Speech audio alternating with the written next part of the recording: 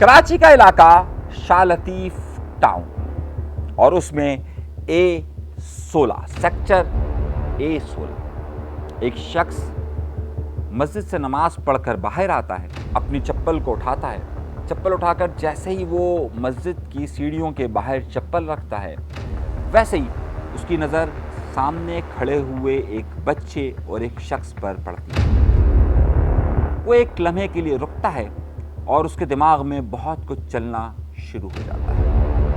वो बच्चे के करीब जाता है और बच्चे के करीब जाकर जो उसे शक होता है उसे कहता है, हुसैन। बच्चा एकदम उसकी तरफ देखता है और उसका शक यकीन में बदल जाता है। वो बच्चे का हाथ उस शख्स के हाथ से छुड़वाता है और कहता है, तुम अगवाकार हो। मस्जिद से निकलने वाले तमाम लोग जमा हो जाते हैं और उस शख्स को मारना शुरू कर देते हैं कि जिसके हाथ में पहले बच्चा होता है। ये कहानी क्या है और असल हकाइक क्या है, ये पूरी तफसीलात आज के प्रोग्राम में हम आपके सामने रखने वाले हैं। अपने तहफ़्फ़ुज़ के लिए, अपने बच्चों के तहफ़्फ़ुज़ के लिए ये प्रोग्राम आखिर तक ज़रूर कीजिए। किस्सा है शाह लतीफ़ टाउन के सेक्टर 17 का। पहले मैंने आपको जिक्र किया था 16, अब मैं कह रहा हूँ A17 का। A17 में एक बच्चा जिसका नाम है हुसैन अली।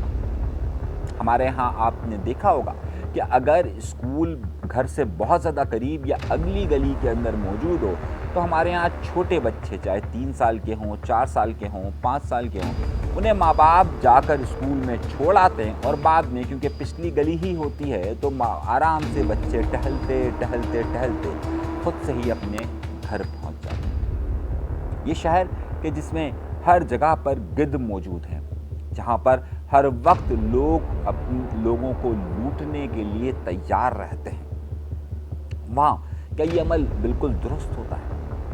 इस बात का एहसास अब जाकर हो रहा है।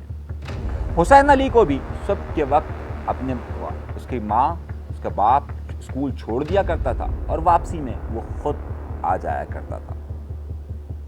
3 साल का ये बच्चा एक छोटा सा बैग और एक बोतल लेकर स्कूल जाया करता था।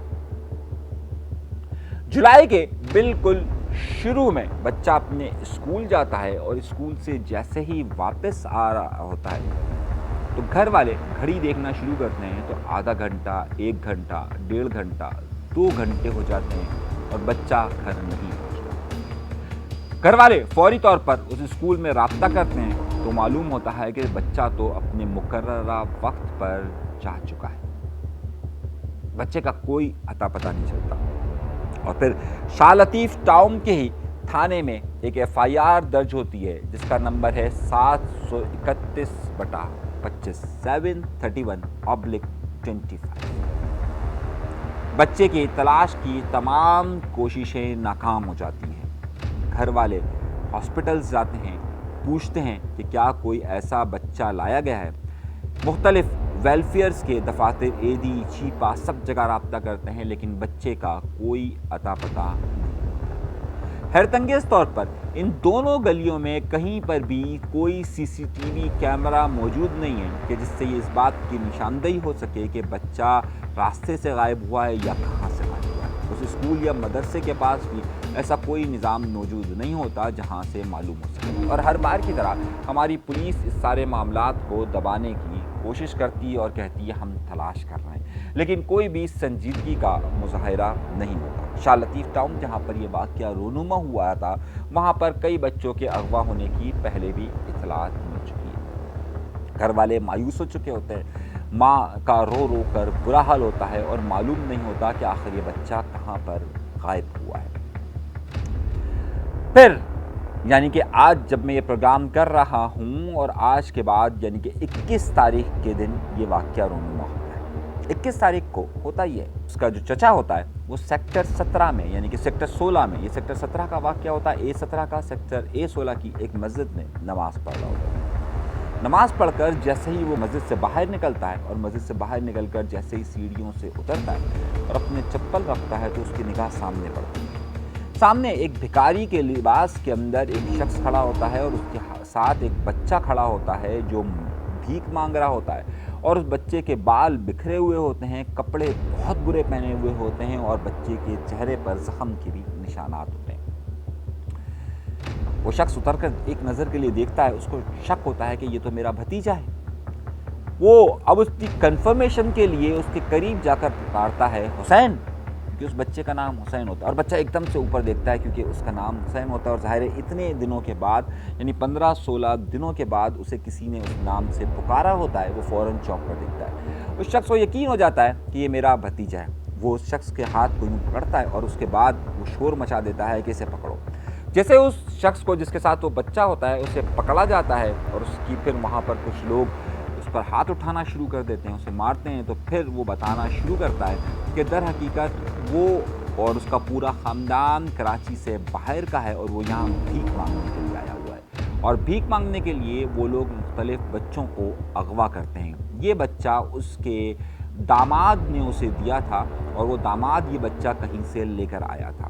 پولیس اس کو پکڑتی ہے، اور اس کے بعد اس کو پکڑنے کے بعد وہاں سے لے کر جاتی ہے اس جگہ پر جہاں پر اس کا داماد موجود ہوتا ہے۔ 22 تاریخ کو اس بچے کو اپنے والدین کے حوالے کیا جاتا ہے، اور اس کے ساتھ ساتھ اس ایف آئی آر پر عمل ہوتا ہے۔ اس شخص کے جسے پکڑا جاتا ہے اس کا نام شہریار ہے، وہ شہریار کو پکڑا جاتا ہے، اور اس کے ساتھ ساتھ اس کے داماد کو پکڑا جاتا ہے، اور اس کی بیوی کو گرفتار کیا جاتا ہے، اور اس کے بعد اب یہ لوگ عدالت میں ہیں۔ کہانی کا لب و لباب کیا ہے؟ سب سے پہلی بات یہ کہ اس وقت تمام جگہوں پر جو بھی بھکاری موجود ہیں ان پر ٹرسٹ مت کیجیے۔ وہ کس وقت آپ کی جائیداد، آپ کی دولت، آپ کے بچوں کو نقصان پہنچا سکتے ہیں، یہ بھی ذہن میں رکھیے۔ دوسرا بڑا مسئلہ یہ ہے کہ بچوں کو اکیلے مت بھیجیں، چاہے وہ آپ کی برابر والی ہی گلی میں ہی کیوں نہ موجود ہوں، اسے مت بھیجیے۔ آپ کے علم میں ہوگا کہ پچھلے دنوں ایک واقعہ پیش آیا تھا کہ جس میں ایک چھوٹی بچی مدرسے جانے کے لیے جاتی ہے، اور اسے وہیں پر موجود ایک رکشہ ڈرائیور اٹھاتا ہے، اس کو ریپ کیا جاتا ہے، اور اس کے بعد اس کی یہ سٹوری آپ کے پاس ہمارے پاس موجود ہوگی، آپ دیکھ سکتے ہیں۔ ہمارے پاس ہم نے اس کہانی کو پہلے کور کیا تھا، تو وہاں پر آپ کو اندازہ ہوگا کہ کس طریقے سے اس بچی کے ساتھ، چھوٹی 3 سال کی بچی کے ساتھ زیادتی ہوئی، اور اس کے بعد اس کو قتل کیا گیا، اور وہ اسی محلے کا شخص تھا جس نے یہ کیا۔ اپنے بچوں کو علیحدہ سے مت بھیجیے۔ تیسرا اہم پہلو یہ کہ حکومت اس وقت ان تمام بھکاریوں کا اعداد و شمار رکھنے میں ناکام ہو چکی ہے کہ کتنے بھکاری موجود ہیں اور کتنے لوگ یہ کارروائیوں میں ملوث ہیں۔ اس وقت حکومت کے پاس اس طرح کا کوئی بھی ڈیٹا موجود نہیں ہے۔